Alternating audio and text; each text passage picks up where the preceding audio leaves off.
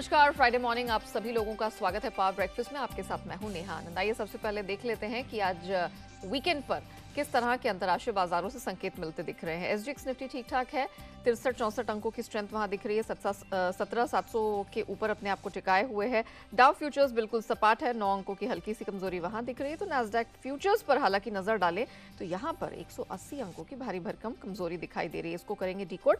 बाकी Asian markets पर नजर डालें, जापानीज मार्केट 180 अंक ऊपर है, स्ट्रेट टाइम्स इस समय बिल्कुल सपाट है। तो ऑल इन ऑल आप कह सकते हैं कि सपाट छोटे दायरे का ट्रेड बहुत सारे मार्केट्स में देखने को मिल रहा है। कमोडिटी मार्केट की बात करें तो कल यहां घमासान मचा।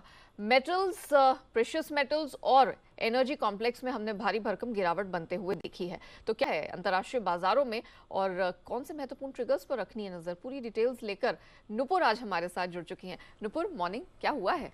Good morning. काफ़ी कुछ हुआ है, चाहे वो यूएस हो, यूरोप हो, कमोडिटी मार्केट हो। जैसे कि आपने बताया, यूएस के साथ शुरुआत करते हैं। डाउ में हमने देखा कि काफ़ी वॉलीटिलिटी थी, 250 पॉइंट की रिकवरी के बाद 40 पॉइंट नीचे गिरकर बंद हुआ। लेकिन हरे निशान में जो था वो था S&P 500 और नैस्डैक में काफ़ी बढ़िया तेज़ी कल नजर आई थी, 3-3.5% की तेज़ी थी। और अभी पिछले 4 दिनों की भी बात करें तो 5% से ये ऊपर है। S&P 500 भी देखे तो 5 महीने के ऊंचे स्तर पर अब ये आ चुका है। टेक्स रैली हम देख रहे हैं पिछले कुछ दिनों से, और जिस हिसाब से नतीजे आए थे मेटा के, उसके बाद आफ्टर मार्केट्स में भी हमने देखा था कि काफ़ी बढ़िया तेज़ी बनी थी। और कल हमने देखा कि 23% की तेज़ी मेटा के स्टॉक में नज़र आई थी। उसी के चलते बाकी के जो टेक स्टॉक्स थे वहाँ भी भारी तेज़ी थी। जो मेटा के रिजल्ट्स आए थे वो अनुमान से काफ़ी बेटर थे। कंपनी ने बायबैक का भी अनाउंसमेंट किया था, तो उसके चलते ये तेज़ी नज़र आई थी। उसका सपोर्ट अल्फ़ाबेट हो, अमेजॉन हो, एप्पल हो, इनके स्टॉक्स में भी कल नज़र आया था। लेकिन आफ्टर मार्केट्स देखेंगे इन स्टॉक्स में तो जिस हिसाब से इन स्टॉक्स के नंबर्स आए कमज़ोर है अनुमान से काफ़ी ज़्यादा, तो यहाँ पर अभी फिलहाल तो गिरावट नज़र आ रही है। टेक स्टॉक्स की पहले बात कर लेते हैं, जो 2023 में बेहतर प्रदर्शन रहा है। अब जिस हिसाब से फेड की पॉलिसी आई थी, 25 बेसिस पॉइंट का हाइक किया था, और जिस हिसाब से इन्फ्लेशन अब कूल ऑफ हो रहा है, अब अनुमान यही है कि जो फेड की जो रेट हाइकिंग अभियान जो चलाया था फेड ने, वहाँ पर जो रफ्तार है वो अब कम हो सकती है, वहाँ पर रोक लग सकती है, ऐसा अनुमान है। जिसके चलते हम टेक स्टॉक्स में और टेक रिलेटेड जितना भी है उसमें हम तेज़ी फिलहाल देख रहे हैं। रिजल्ट्स की बात करें तो मर्क 3.5% स्टॉक में गिरावट थी, क्योंकि जो आउटलुक था वो काफ़ी कमज़ोर था। और आफ्टर मार्केट्स में देखें तो अमेजॉन में फ़िलहाल 3% की गिरावट दिखेगी, क्योंकि जो Q1 के रिजल्ट्स है वो मिस है। आईफोन के जो रेवेन्यूज़ है वहाँ पे काफ़ी गिरावट है, और 2016 के बाद सबसे ज़्यादा गिरावट नज़र आई है कंपनी की आय में। अमेजॉन देखें तो 4% की गिरावट वहाँ पे दिखा रहा है, क्योंकि जिस हिसाब से एडवर्टाइजमेंट्स कट हुए हैं, कस्टमर्स अपने जो बजट है वो टाइट रख रहे हैं, उसके चलते यहाँ पे भी डिसअपॉइंटिंग क्वार्टर आते दिखा। अल्फ़ाबेट में भी डिसअपॉइंटिंग क्वार्टर थी, तो यहाँ पे भी एड स्पेंड्स जो एड्स से जो रेवेन्यूज आता है वो डिसअपॉइंटिंग रहा। तो ये तीनों स्टॉक्स की जो अर्निंग आई है वो कमज़ोर है, इसी के चलते यहाँ पे हम कमज़ोरी फिलहाल आफ्टर मार्केट्स में देख रहे हैं। आज इंपॉर्टेंट डेटा आने वाला है, नॉन फार्म पेरोल्स का डेटा आने वाला है। एक्सपेक्टेशन ये है कि 1,87,000 ये हो सकता है, तो यहाँ पर बाजार की नज़र रहेगी। अब यूरोप की बात कर लेते हैं, वहाँ पे जो ECB की पॉलिसी आई है, बैंक ऑफ इंग्लैंड की जो पॉलिसी आई है, वहाँ पे उन्होंने 0.5% से अपनी रेट्स को बढ़ाया, आधे % से उनकी रेट बढ़ोतरी करी। उन्होंने इंडिकेट भी किया है कि आगे चलकर ये कंटिन्यू हो सकता है, मार्च की जब पॉलिसी आएगी तब। इसी के चलते हमने देखा था कि यूरोप के बाजार में करीबन आधे से 1% की कल तेज़ी नज़र आई थी सारे के सारे इंडिसीज में। कमोडिटीज़ में जैसे कि आप बता रहे थे काफ़ी ज़्यादा उठापटक थी और काफ़ी कुछ हुआ है यहाँ पर। जिस हिसाब से सोना चांदी हेडलाइंस में, वहाँ भी हमने देखा कि सोना 10 महीने की ऊंचाई से थोड़ा नीचे आते दिखा। चांदी में भी कल इसी तरह का कुछ प्रदर्शन बना रहा। मेटल्स में भारी उठापटक थी कल, और डॉलर इंडेक्स देखें तो करीबन 101 के आसपास आ चुका है। क्रूड की भी बात करें तो 3 हफ्ते के निचले स्तर पे आ चुका है। तो एक्शन हर तरफ है, चाहे वो यूएस हो, यूरोप हो, कमोडिटीज़ का बाजार हो, और हमारे यहाँ भी कम नहीं है, क्योंकि बजट था, बजट के बाद अदानी के बाद अब RBI की पॉलिसी का इंतजार है। और 3 हेडलाइंस तो हमने वहीं से निकलते हुए देखी भी हैं। तो ऑफ कोर्स ये देखने वाली बात होगी कि घरेलू और अंतर्राष्ट्रीय बाजार मिलके आज हमारे मार्केट्स को किस प्रकार की दिशा देते हैं या दिशा पलट देते हैं। चलिए Nupur, thank you so much हमारे साथ जुड़ने के लिए, वो पूरी डिटेल्स रखने के लिए। आइए आगे बढ़े, उससे पहले देख लेते हैं कि कल यानी कि गुरुवार को संस्थागत निवेशकों का प्रदर्शन कैसा रहा है। कल हमने देखा एक्सपायरी वाला दिन था, तो 15,400 करोड़ से अधिक की हमने एफएनओ स्पेस में एफआईआईज में खरीद दर्ज होते हुए देखी है। घरेलू संस्थागत निवेशक एज यूजुअल इनका दमखम इन्हीं का सहारा है, 370 करोड़ से अधिक की खरीद देखी। लेकिन कैश स्पेस में विदेशी संस्थागत निवेशकों की बिकवाली अभी भी जारी है और 3000 करोड़ से ऊपर का ही फिगर निकल कर आया है। अब जिस प्रकार के अंतर्राष्ट्रीय बाजार से संकेत मिल रहे हैं, हमारे मार्केट्स में जिस तरह के क्यूज हैं, इन सब के मद्देनजर आज आपको क्या ट्रेडिंग रणनीति अपनानी है, इस पर बात करने के लिए जी बिजनेस के मैनेजिंग एडिटर अनिल सिंह भी हमारे साथ जुड़ चुके हैं।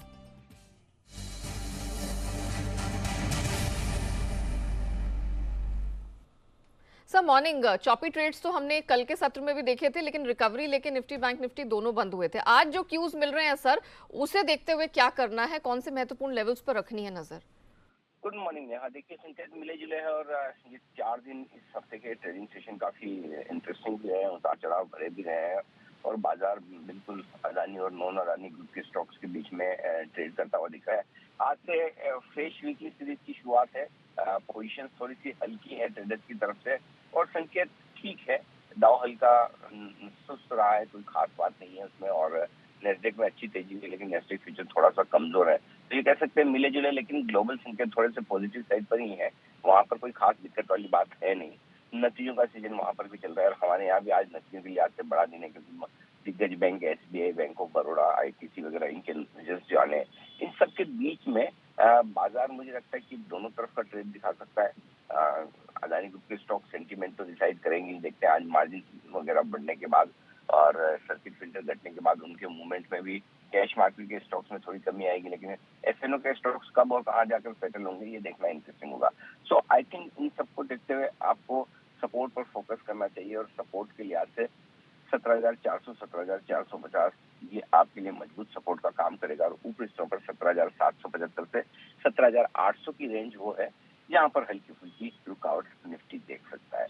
अब आइए बैंक निफ्टी, यहाँ रेंज थोड़ी सी बड़ी आ रही है और तुरंत कोई खास ऐसा सपोर्ट मजबूत नजर नहीं आ रहा। बैंक निफ्टी पे 40,000 40,150 ये आपके लिए सपोर्ट का काम करेगा और रुकावट के लिहाज से 41,175 ये वो रेंज हो सकती है। बैंक निफ्टी के लिए सपोर्ट 40,175 40,350 रहेगा, यहाँ पर आपको सपोर्ट आता हुआ नजर आ सकता है और ऊपर जो जहां तक जाने की कोशिश हो सकती है वो 41,150 वहां तक की कोशिश हो सकती है, उसके बाद और फ्रेश तेजी बन सकती है। तो इन लेवल्स पर आपको रखनी है नजर। Valid point sir, thank you so much हमारे दर्शकों को दिशा देने के लिए, बताने के लिए कि एग्जैक्टली उन्हें आज क्या एक्सपेक्ट करके चलना है और कैसी ट्रेडिंग रणनीति अपनानी है। मैं सर के लेवल्स रिपीट कर देती हूँ। 17,400 450 आज ये सहारा देने वाली रेंज होगी जहां तक निफ्टी का सवाल है। ऊपर रुकावट ये झेलेगा 17,800 के पास। वहीं बैंक निफ्टी, इसका प्रदर्शन निफ्टी के मुकाबले कल थोड़ा बेहतर था, लेकिन सर ने फिर भी एक ब्रॉड रेंज 1000 पॉइंट की दी है। 40,175 350 ये एक सपोर्ट रेंज का काम करेगी। रुकावट ऊपर 41,000 41,150 के पास दिख रही है।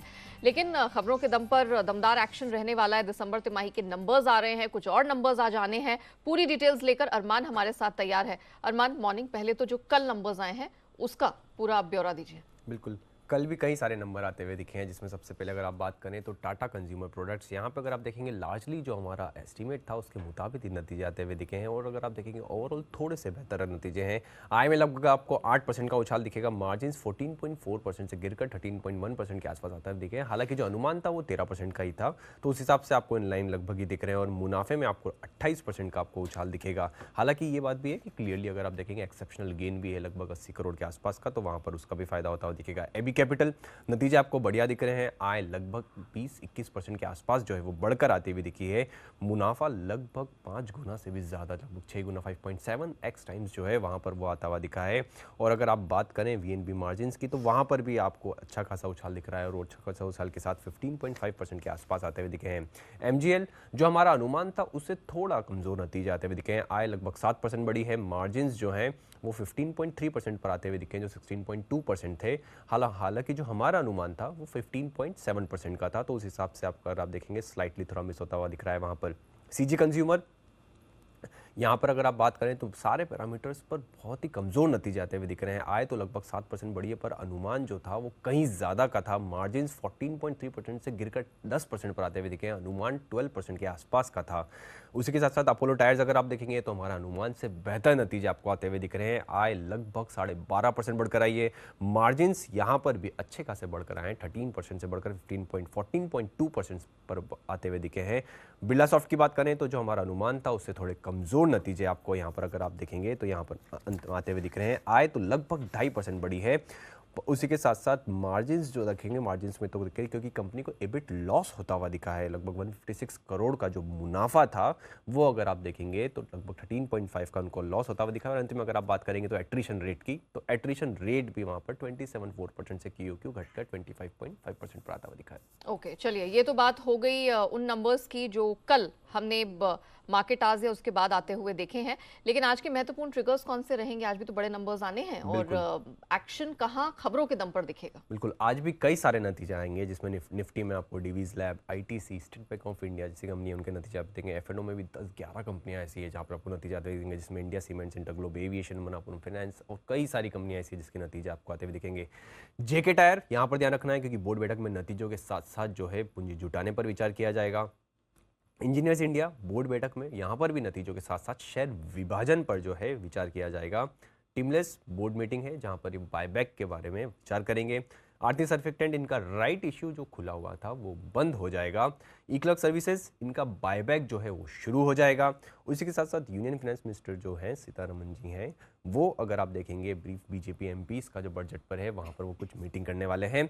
एक्स डेट वेदांता में जो इंटरिम डिविडेंड है 12.5 का, कोफोर्ज इंटरिम डिविडेंड है वहाँ पर भी 19 का, टोरेंट फार्मा वहाँ पर भी इंटरिम डिविडेंड है 14 का, NTPC 4.25 का। इक्विटास होल्डिंग पर ध्यान रखना है क्योंकि अमालगमेशन जो उनका हुआ था इक्विटास होल्डिंग और इक्विटास स्मॉल फाइनेंस बैंकिंग का, वहाँ पर भी आपको जो है एक्स डेट आती हुई दिखी है। ग्लोबल के हिसाब से US का जॉब्स का जनवरी का डेटा जो है वो भी आता हुआ दिखेगा।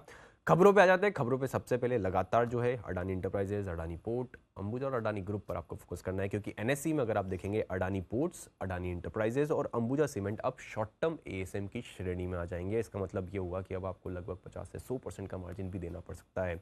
अडानी पोर्ट और अडानी ट्रांसमिशन पर और भी खबर आती हुई दिखी है। उसमें US बॉन्ड्स का जो उन्होंने भुगतान है वो समय पे किया है और डिटेल क्रेडिट रिपोर्ट जल्दी वो है यहाँ पर जारी करेंगे।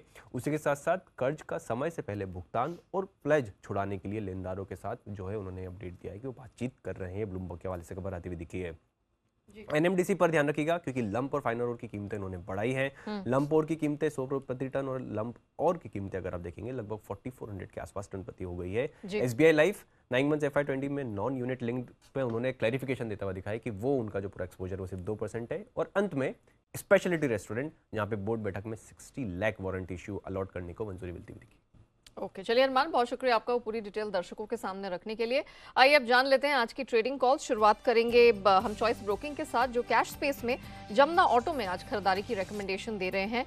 एंट्री 104 रुपये 80 पैसे के पास, स्टॉप लॉस 101 का, 112 के लक्ष्य के लिए करें खरीदारी। सेंट्रम ब्रोकिंग यहाँ पर विप्रो खरीद के चलने की सलाह है। स्टॉप लॉस लगाना है 401 का और 422 का लक्ष्य आपको खरीद की इस रिकमेंडेशन में मिल जाएगा। अनराठी सिक्योरिटीज की तरफ से एक्सिस बैंक खरीद के चलने की सलाह आ रही है।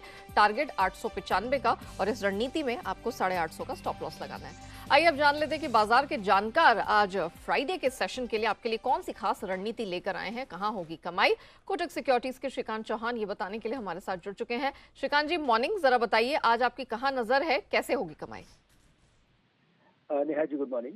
और देखिए, हमें लगता है कि मार्केट जो है वो एक रेंज के अंदर ट्रेड कर रहा है। 17,350, 400 अभी मार्केट के लिए अहम सपोर्ट बन गया है और इस पर्टिकुलर मार्केट का जो मीडियन लेवल है वो है 17,700। अगर इन लेवल्स के ऊपर अगर मार्केट सस्टेन करता है तो हम वापस एक बार 18,000 के लेवल्स देख सकते हैं।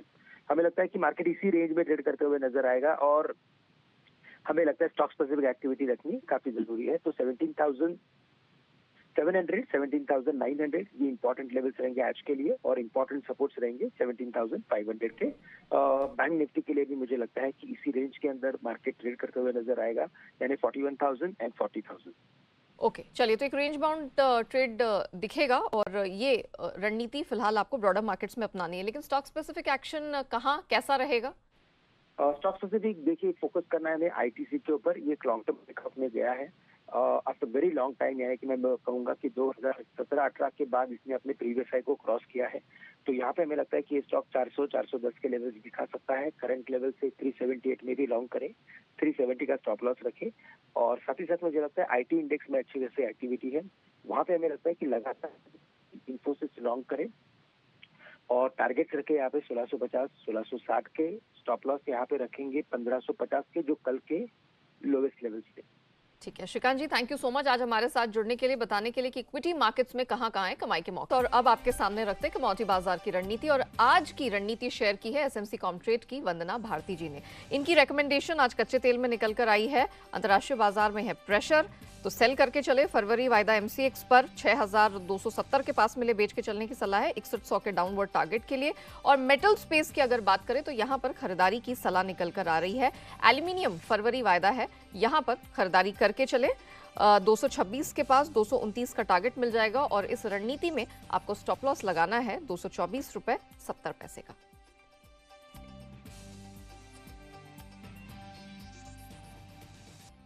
और आइए अब बढ़ते हैं एफआईआर यानी एफआई इन्वेस्टमेंट रिपोर्ट की तरफ, और पूरी डिटेल्स लेकर हमारे साथ आशीष जुड़ चुके हैं। आशीष बताइए, फॉरेन ब्रोकरेजेस ने कुछ ज्यादा ही काम किया है? बिल्कुल, काफ़ी सारा काम किया है क्योंकि ढेर सारे नतीजे हैं। Good morning. यहाँ देखिए, सबसे पहले एचडीएफसी लिमिटेड के साथ शुरुआत करते हैं।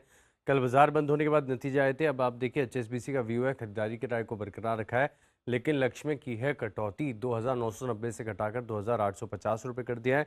वहीं मैक्वायरी अपने व्यू पर बरकरार है, खरीदारी के राय के साथ 3060 रुपये का लक्ष्य दिया है, 2613 की क्लोजिंग है। इसके अलावा अगर आप देखें तो टाटा कंज्यूमर प्रोडक्ट्स यहाँ पर भी खास नजर रखनी है, क्योंकि मॉर्गन स्टैनली की तरफ से आई है रिपोर्ट, जहाँ पर ओवरवेट की रेटिंग को बरकरार रखा है, 737 की क्लोजिंग है, 904 रुपये का लक्ष्य दिया है। टाइटन पर भी नजर रखेगा क्योंकि सीएलए से खरीदारी किराए को बरकरार रखे हुए 3000 रुपये की लक्ष्य लिए, 2308 की क्लोजिंग है। जेपी मॉर्गन ने ओवरवेट की रेटिंग दी है 3000, बिल्कुल एग्जैक्ट लक्ष्य यहाँ पर दिया। और मॉर्गन स्टैनली भी अगर आप देखें तो ओवरवेट की रेटिंग को बरकरार रखे हुए, और लक्ष्य में आप देखें मामूली 3 रुपये की बढ़ोतरी की है, यानी 3000 से बढ़ाकर 3003 कर दिया, 2308 की क्लोजिंग है। सिटी भी खरीदारी किराए को बरकरार रखे, लेकिन लक्ष्य में मामूली एडजस्टमेंट 3440 से घटाकर 3091, यानी नतीजों के आधार पर ये कुछ रिपोर्ट्स है जहां पर आपको नजर रखनी है। ओके, चलिए आशीष, थैंक यू सो मच वो पूरी डिटेल्स दर्शकों के सामने रखने के लिए।